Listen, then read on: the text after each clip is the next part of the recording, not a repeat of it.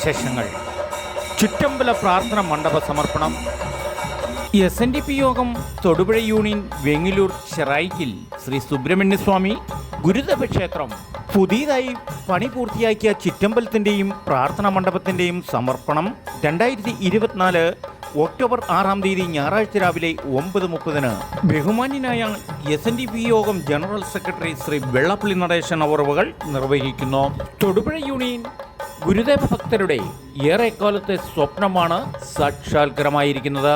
ക്ഷേത്രം മേൽശാന്തി വൈക്കം വെന്നിശാന്തി നടപ്പിലാക്കുന്ന വിവിധ ക്ഷേമ പദ്ധതികളുടെ ഉദ്ഘാടനവും ബഹുമാനപ്പെട്ട തുഷാർ വെള്ളാപ്പള്ളി നിർവഹിക്കും.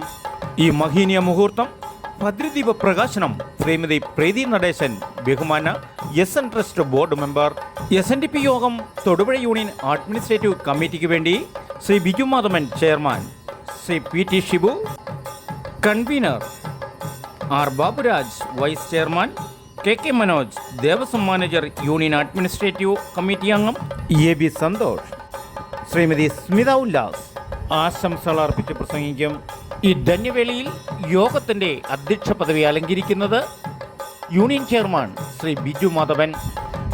ഈ ചിറ്റമ്പല സമർപ്പണത്തോടെ ഈ ക്ഷേത്രം മഹാക്ഷേത്രത്തിൻ്റെ വികസനത്തിൻ്റെ പാതയിൽ ശ്രീനാരായണീയരുടെ ഐക്യബലത്തിൻ്റെ വഴികാട്ടിയും ഈഴവ സമൂഹത്തിൻ്റെ ഗുരുനാഥനും SNDP യോഗം ജനറൽ സെക്രട്ടറി ശ്രീ വെള്ളാപ്പള്ളി നടേശൻ, ശ്രീമതി പ്രീതി നടേശൻ, തുഷാർജിയും പങ്കെടുക്കുന്ന ഈ ചുറ്റമ്പല സമർപ്പണ വേദി അപൂർവങ്ങളിൽ അപൂർവമായ ധന്യമുഹൂർത്തം തൊടുപുഴ SNDP യൂണിയൻ കീഴിലുള്ള ശാഖകളുടെ ഐക്യത്തിൻ്റെയും ഈ നാടിൻ്റെ അഭിവൃദ്ധിയുടെയും സമർപ്പണ വേദിയായി മാറുന്നു.